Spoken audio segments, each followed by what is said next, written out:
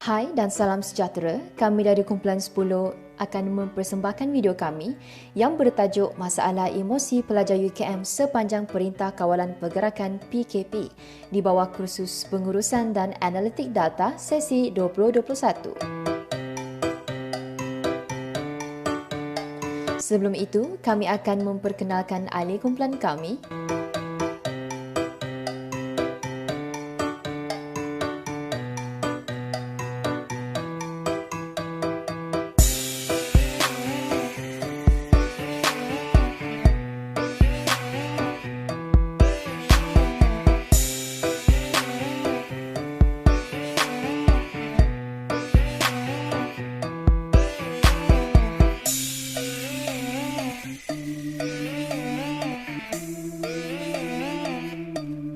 Objektif bagi kaji selidik kami adalah mengkaji statistik bilangan pelajar UKM yang menghadapi masalah emosi sepanjang PKP.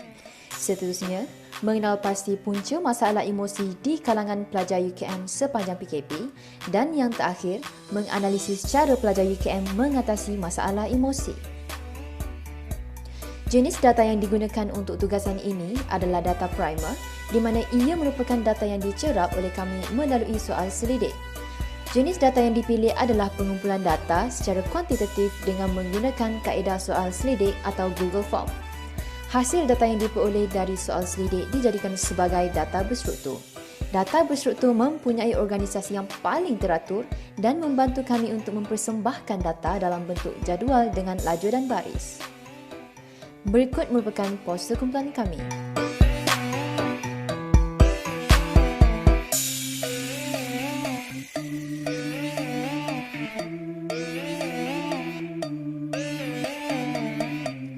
Total responden adalah seramai 132 orang. Responden yang menghadapi masalah emosi adalah seramai 98 orang bersamaan dengan 74.2%. Manakala, responden yang tidak menghadapi masalah emosi adalah seramai 34 orang atau 25.8%. Punca masalah emosi. 64 orang atau 52.5% mengatakan bahawa mereka tidak dapat fokus dan kurang faham dengan apa yang diajar. 22 orang atau 18% mengatakan bahawa suasana yang tidak kondusif. 14 orang atau 11.5% mengatakan bahawa mereka tidak dapat bergaul dengan rakan-rakan. 11 orang atau 9% mengatakan bahawa keputusan peperiksaan mereka yang semakin merosot. 8 orang atau 6.5% mengatakan bahawa mereka stres, mempunyai masalah keluarga dan lain-lain. Dan yang terakhir ialah 3 orang atau 25% mengatakan bahawa mereka telah penat duduk di rumah. Cara pelajar UKM mengatasi masalah emosi. 55 orang atau 43% memilih untuk melakukan aktiviti yang disukai. 48 orang atau 37.5% memilih untuk tidur. 7 orang atau 5.5% memilih untuk melakukan senaman dan makan.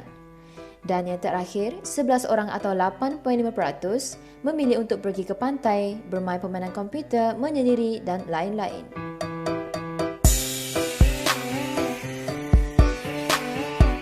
Setelah menilai data-data yang kami peroleh dari kaji selidik, dapat disimpulkan bahawa jumlah pelajar mengalami masalah emosi akan bertambah sekiranya tempoh PKP dilanjutkan kerana faktor utama masalah emosi yang dihadapi oleh pelajar adalah tidak fokus dan kurang faham dengan apa yang diajar. Ini dipercayai berpunca daripada kaedah pembelajaran dilaksanakan secara atas talian. Analisis masalah emosi pelajar UKM sepanjang PKP. Berikut merupakan jadual taburan kekerapan dan peratus punca masalah emosi responden sepanjang tempoh PKP. Peratusan pelajar mengalami masalah emosi tertinggi adalah seramai 64 orang bersamaan dengan 52.5% daripada jumlah responden. Hal ini adalah kerana mereka tidak dapat fokus dan kurang faham dengan apa yang diajar. Peratusan kedua tertinggi pula mencatat seramai 22 orang responden iaitu 18% yang menyatakan bahawa suasana yang tidak kondusif sebagai punca masalah emosi mereka.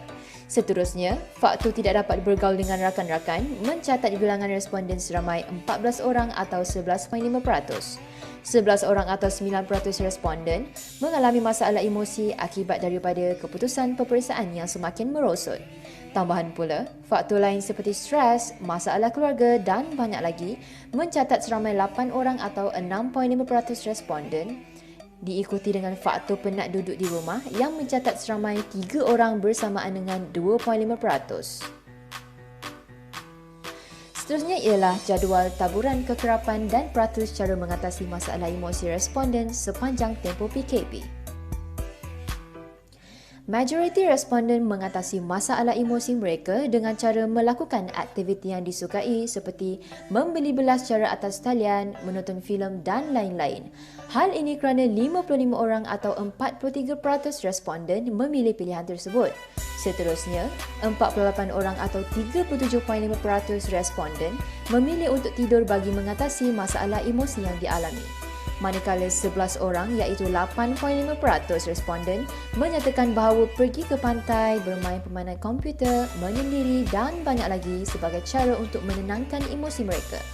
Akhir sekali, makan dan bersenam sebagai cara mengatasi masalah emosi mencatatkan seramai 7 orang atau 5.5% responden. Ini ialah data kumpulan kami yang terbahagi kepada jantina, tahun pengajian, fakulti, keberadaan pelajar UKM sepanjang PKP, bilangan pelajar UKM menghadapi masalah emosi, punca masalah emosi dan cara pelajar UKM mengatasi masalah emosi.